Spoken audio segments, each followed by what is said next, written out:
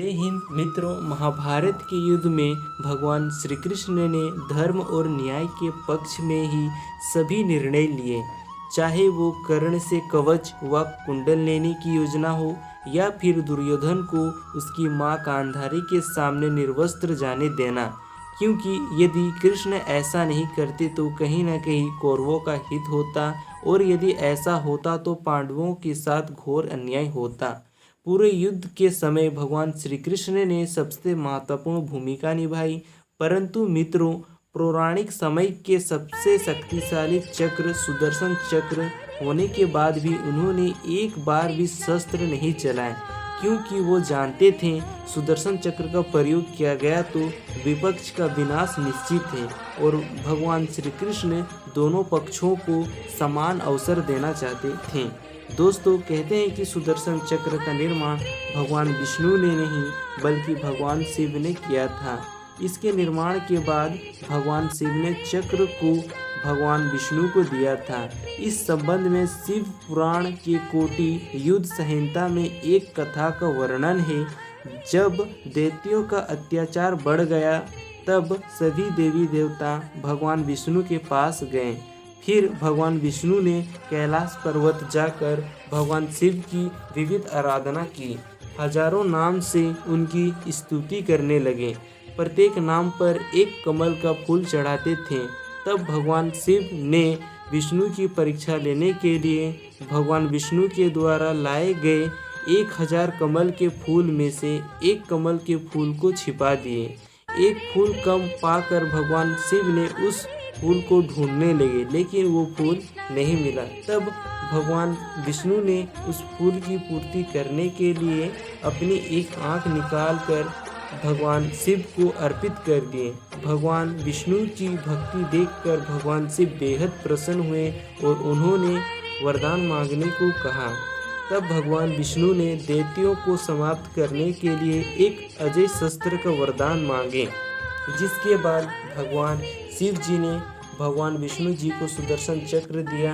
भगवान श्री हरि कृष्ण जी ने सुदर्शन चक्र को दुष्टों का संहार करने हेतु प्राप्त किया था।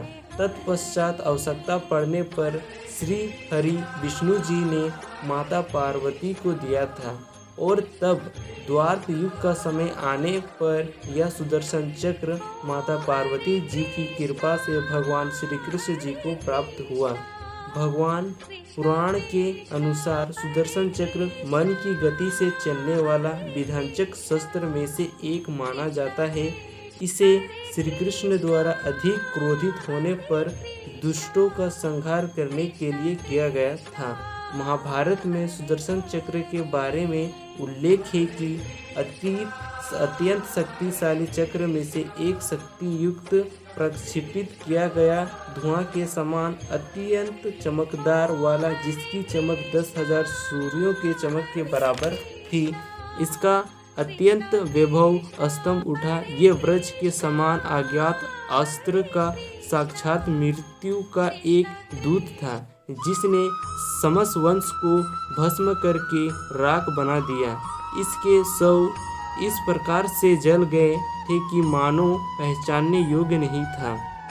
उनके बल और नाखून इस तरह होकर गिरने लगे। सुदर्शन चक्र एक पूरी सेना को खत्म करने की क्षमता रखता है।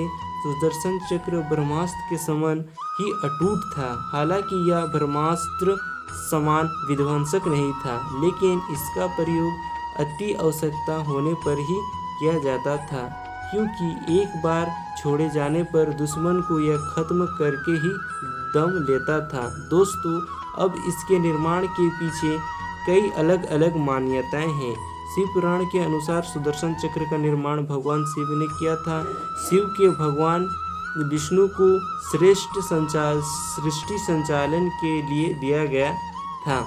अन्य पुराणों में बताया गया है कि सुदर्शन चक्र का निर्माण भगवान विश्वकर्मा जी ने किया था। सूर्य की अफेद राख से 3 चीज़ों का निर्माण किया: पुष्पक विमान, त्रिशूल और सुदर्शन चक्र। जबकि ऋग्वेद में सुदर्शन चक्र का वर्णन अलग ही किया गया है। इस सुदर्शन चक्र को समय का चक्र बताया गया है, जो समय को भी बांध सकता था। सुदर्शन चक्र से ही भगवान विष्णु जी ने माता सती के पार्थिव शरीर के 51 टुकड़े किए थे। महाभारत काल में भी श्री कृष्ण ने सुदर्शन चक्र से ही शिशुपाल का वध किया था। महाभारत में जब अर्जुन ने जयद्रथ को सूर्य ढलने से पहले मारने का वचन दिया था, तब श्री कृष्ण ने सुदर्शन चक्र से ही सूर्य को ढक दिया था। लेकिन इसके बाद सुदर्शन चक्र का कोई वर्णन नहीं है। तो अब कहाँ है सुदर्शन चक्र और किसके पास गया?